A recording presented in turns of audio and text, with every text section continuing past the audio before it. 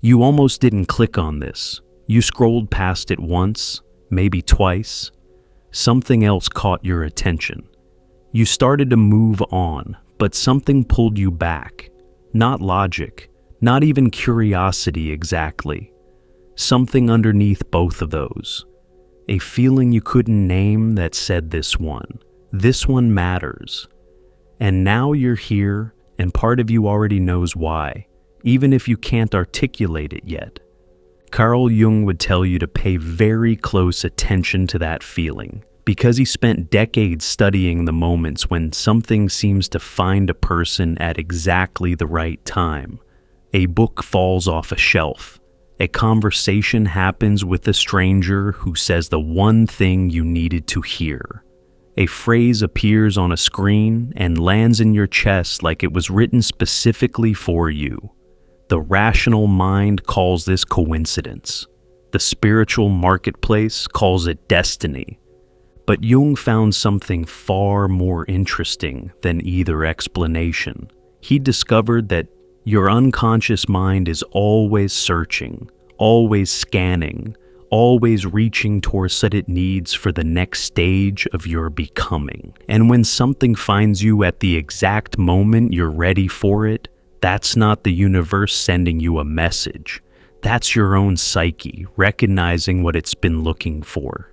Today I'm going to show you what Jung actually discovered about why certain things find you at certain times, the psychological mechanism that draws you toward exactly what you need when you're standing at a threshold, why most people encounter the right insight at the right moment and still walk away unchanged, and what it means about where you are right now that you're hearing these words today.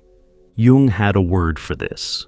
He called it synchronicity, and it's one of the most misunderstood concepts in all of psychology because both the scientific community and the spiritual community got it wrong for completely different reasons.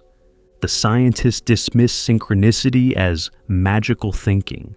They said Jung had abandoned empiricism for mysticism, that he was seeing patterns where none existed. That meaningful coincidence was just coincidence with emotional interpretation layered on top. And from their framework, that criticism made sense. If you believe the universe is purely mechanical, then events either have causal connections or they don't. There's no room for meaning that isn't generated by physical cause and effect. The spiritual community went the opposite direction. They grabbed synchronicity and turned it into cosmic destiny. The universe is sending you signs. Everything happens for a reason. You're being guided by divine intelligence. They stripped Jung's concept of all its psychological depth and turned it into a greeting card, into a way of feeling special and chosen, rather than doing the difficult work of understanding what was actually happening inside their own psyche. Jung meant something more precise and more powerful than either camp understood.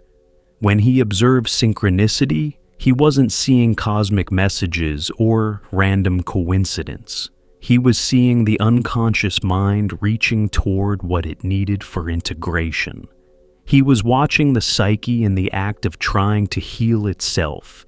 Here's how Jung understood it. Your conscious mind is a small, bright room. It holds what you know, your opinions, your plans, your sense of who you are.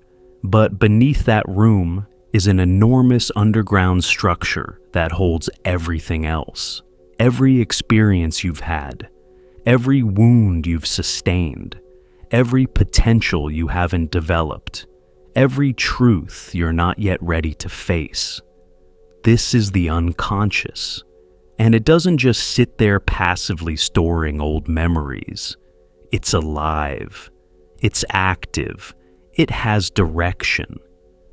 Jung observed that the unconscious is constantly trying to move toward wholeness. It pushes you toward the experiences, insights, and confrontations you need in order to become more complete, not more comfortable, not more successful, more whole. And wholeness, in Jung's framework, includes everything you've been avoiding, the shadow material you've repressed, the grief you haven't processed, the truth about yourself that you've been running from, the potential you've been too afraid to claim. So when something finds you at exactly the right moment, what's actually happening is that your unconscious has been preparing you for this encounter. It's been loosening the soil, creating the conditions for readiness. And when the external event arrives, the matching piece from the outside that corresponds to the internal process already underway, something clicks into place. Not because the universe arranged it, because your psyche was already reaching toward it, and reality provided the match. This is why the same content can mean nothing to you one day and shatter you 6 months later. The words didn't change. You changed. Your unconscious moved you to a threshold where those specific words could land, where they could penetrate the defenses that previously kept them out, where they could reach the part of you that is ready to hear what it's been avoiding. Jung documented this pattern in his patients obsessively. Someone would be circling a truth in therapy for weeks, getting closer but unable to break through the final resistance. Then they'd have a dream, or encounter a stranger, or read a passage that said the thing they'd been approaching from the inside, and the breakthrough would happen. Not because the external event caused the insight, because the internal readiness met the external trigger. The unconscious had been preparing for exactly this moment, and reality provided the doorway. This is what makes synchronicity so much more interesting than either coincidence or destiny. It reveals something about you. When something finds you at the right time, it's a mirror of your internal state. It shows you where your unconscious is headed, what it's trying to integrate, what threshold you're standing at. The external event is like a diagnostic. It tells you what's happening beneath the surface of your awareness that you might not yet see consciously. So, when you feel that pull towards something, that inexplicable sense that this matters even though you can't explain why, Jung would say that's the unconscious recognizing its own material in the world. It's seeing something outside that matches a process already happening inside. And that recognition creates the pull, the sense of significance, the feeling that this was meant for you. But here's where Jung's observation gets uncomfortable, because most people experience these moments of recognition and do absolutely nothing with them. They feel the pull, they sense the significance, they know something is trying to reach them, and then they scroll past, close the book, change a subject, walk away from the conversation, not because they don't recognize the moment, because they recognize it too well. They feel its weight, and they know, on some level beneath conscious thought, that if they let this in, something will have to change. This is what Jung called the resistance to individuation. Your psyche is always moving toward wholeness, but your ego is terrified of what wholeness requires, because wholeness means integrating shadow. It means facing what you've been avoiding. It means dismantling the comfortable identity you've built and allowing something more authentic, but less controlled, to emerge. The ego experiences this as death, not physical death, but identity death. The death of who you've been pretending to be. So the unconscious reaches toward growth, and the ego pulls back in self-preservation. And this creates the central tension of every human life. The part of you that knows what you need is constantly at war with the part of you that's terrified of what it will cost. The synchronistic moment, the thing that finds you at the right time, lands in the middle of that war. And what you do with it reveals which part of you is currently winning. Jung observed 3 distinct responses to synchronistic encounters, 3 ways people relate to the moments when something finds them at exactly the right time, and only one of these responses leads to actual transformation. The first response is dismissal. The person feels the pull, recognizes the significance, and immediately explains it away. Just a coincidence, just an algorithm, just random chance. This isn't the rational mind being appropriately skeptical. This is the ego using rationality as a defense mechanism. The dismissal isn't intellectual, it's protective. If this moment is meaningful, then I might have to change. If I can convince myself it's random, I can keep living exactly as I have been. Jung found that chronic dismissers often experienced increasing psychological symptoms over time: anxiety, depression, a feeling of meaninglessness, a growing sense that life was passing them by while they watched from behind glass. Because every time the unconscious reaches toward growth and gets shut down by the ego's dismissal, the unfulfilled potential doesn't disappear. It converts into symptoms. The energy that was meant for transformation becomes the energy of suffering. The second response is consumption without action. This is the person who feels the pull, lets the content in, has the emotional experience, maybe even cries or feels deeply moved, and then does nothing. They consume insight like entertainment. They feel transformed for 20 minutes and then return to exactly who they were before. They collect moments of recognition like souvenirs from a trip they never actually took. Jung saw this pattern in people who had read every book, attended every workshop, accumulated every insight, and changed nothing about their actual lives. Their ego had found a sophisticated way to neutralize the unconscious. It let the material in just enough to release the pressure of recognition, then sealed over again before any real change could take root. They became spiritual consumers. People who looked like they were on a path, but were actually standing still while performing movement. The third response, the one Jung found led to genuine transformation, was allowing the encounter to reorganize something inside you. Not just feeling it, not just understanding it, letting it change what you do, how you see yourself, what you're willing to tolerate, what you're ready to leave behind. This response treats the synchronistic moment not as content to consume, but as a doorway to walk through. And walking through it means you don't get to be who you were on the other side. This is the response the ego fears most, because it's the one where things actually shift, where the insight doesn't just land in your mind, but moves into your body, your choices, your relationships, your life. Where you don't just think differently, but act differently. And acting differently means dismantling patterns, disappointing people, facing fears, and tolerating the disorientation of becoming someone you haven't been before. Jung found that the moments when something finds you are actually invitations, not from the universe, from your own deepest self, the part of you that knows what you need even when your conscious mind is pretending it doesn't.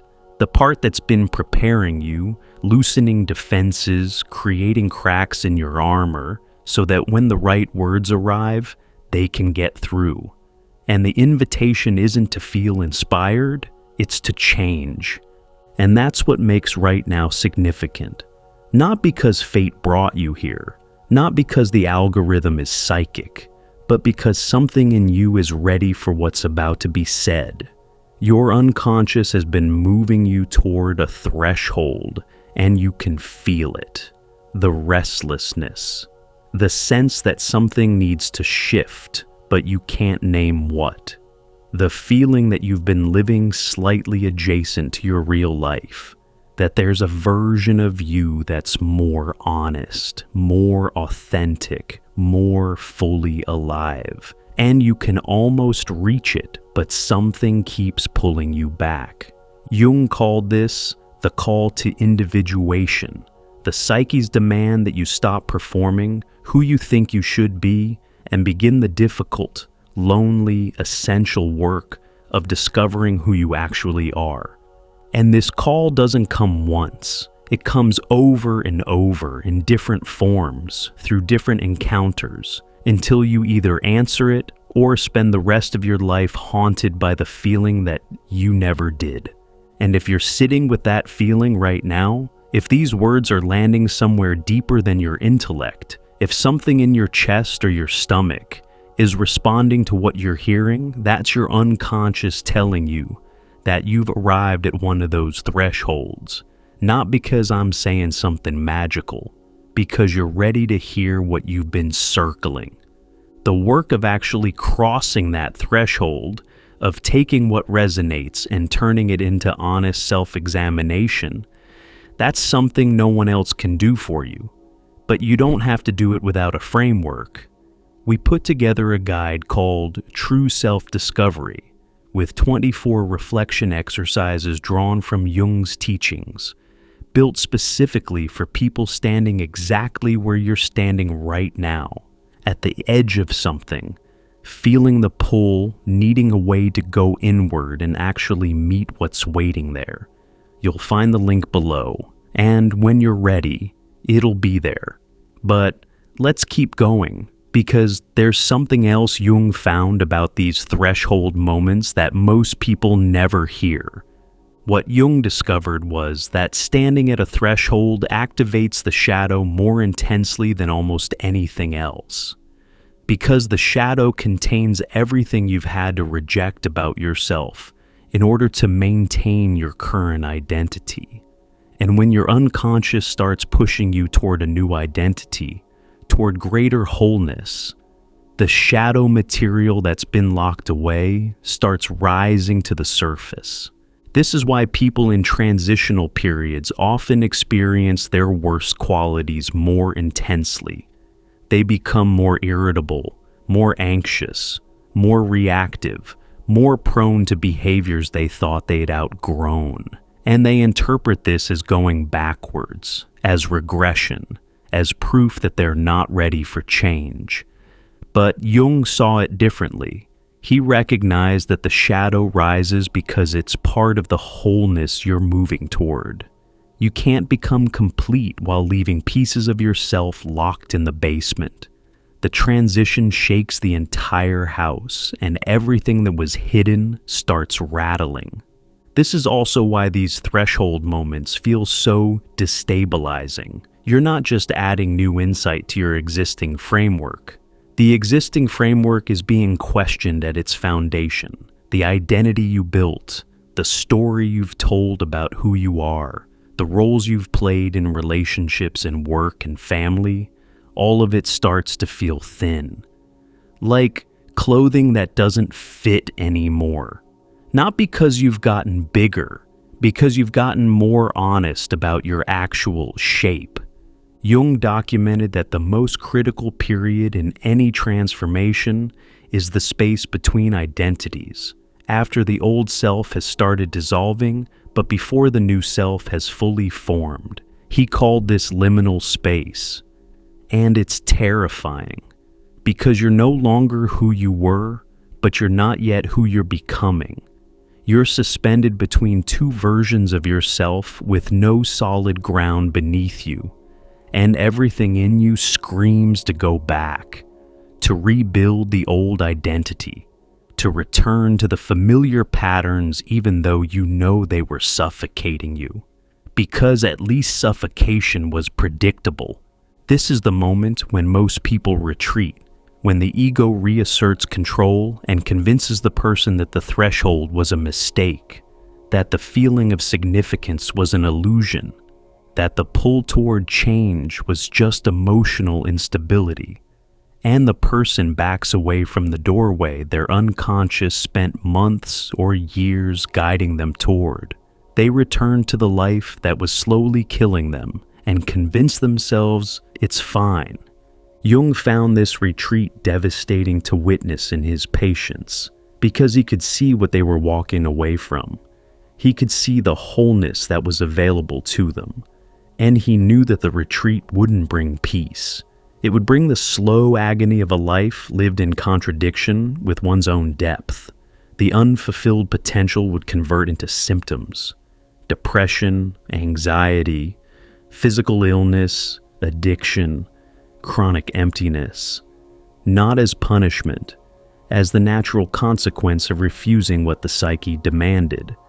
But the people who didn't retreat, the ones who stood in the liminal space and tolerated the not knowing, who let the old identity dissolve without grasping for a premature replacement, Jung found that something remarkable happened to them. The unconscious, no longer blocked by ego's resistance, began to organize a new structure, not one built on performance or adaptation or survival, one built on authenticity, on the integration of shadow and light, on wholeness rather than acceptability. These people didn't become perfect, they became real. And being real meant they could no longer participate in relationships built on pretense, could no longer sustain careers that violated their values, could no longer maintain the comfortable lies that held their previous identity together. Their life changed because they changed, not through force or willpower, through allowing the transformation their unconscious had been preparing them for.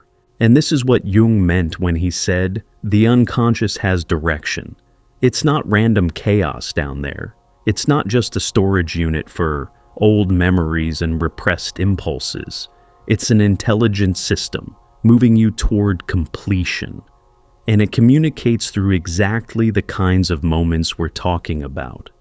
Through dreams that show you what you're avoiding. Through emotional reactions that seem disproportionate because they were connected to something deeper than the surface trigger. Through the inexplicable pull towards certain content, certain people, certain experiences that carry the medicine your psyche needs. The question has never been whether these moments find you. They do, constantly. The question is what you do when they arrive, whether you dismiss, consume, or allow them to reorganize something fundamental about how you're living. Jung also found that people who answer the call to individuation often experience a painful period of isolation, not because they become antisocial, because their increased honesty makes them incompatible with relationships and environments built on shared denial. When you stop performing, the people who were relating to your performance don't know what to do with you. When you start seeing clearly, the people who need you to stay blind feel threatened. When you begin living from depth rather than surface, the shallow interactions that used to sustain you become unbearable. This isolation terrifies people, and the ego uses that fear to argue against transformation. If I change, I'll lose everyone. If I become more honest, no one will love me. If I stop performing, I'll be alone. And these fears aren't entirely wrong. Some relationships won't survive your becoming more real. Some people in your life are only there because you've been playing a role that serves them. When you stop playing it, they'll leave. But Jung found that this loss, as painful as it is, makes room. It creates space for connections built on authenticity rather than performance, for relationships where you're seen as you actually are, rather than as you've been pretending to be, for intimacy that reaches your real self rather than bouncing off the persona you've been showing the world. The loneliness of the transition is real. But it's temporary in a way that the loneliness of living behind a mask is not, because performing connection while hiding yourself is the deepest isolation there is, even when you're surrounded by people. Jung believed that the willingness to tolerate this transitional isolation was one of the clearest signs that someone was genuinely individuating, not performing growth, not collecting insights, not consuming transformation content while changing nothing, actually allowing the process to disrupt their life, to cost something, to rearrange what was comfortable in service of what was true. And this brings us back to right now, to this moment, to the fact that you're still here, still listening, still feeling whatever you're feeling in response to these words. Jung would be interested in that. Not in the words themselves, but in what they're activating inside you, in what your unconscious is doing with this encounter, in whether the threshold you're standing at is becoming clearer, or whether the ego is already building its case for dismissal. Because this is the choice that exists at every synchronistic moment, every time something finds you at the right time, every time you feel that pull of recognition, the choice between letting it change you and letting it wash over you, between walking through the doorway and admiring the doorway from a safe distance, between trusting what your unconscious has been preparing you for and retreating to the familiar prison of who you've been. Jung would never tell you what to choose. He respected individual process too much for that. But he would want you to know what the choice actually is. It's not a choice between comfort and discomfort. Both paths contain suffering. The path of avoidance contains the slow suffering of unlived life, the chronic ache of potential that never became actual, the quiet devastation of knowing you felt the call and didn't answer. The path of transformation contains the acute suffering of change, of identity death, of liminal confusion, of loss. But it also contains the possibility of arriving somewhere real, somewhere that actually fits. And Jung found that the suffering of unlived life was always worse, always, because it had no end.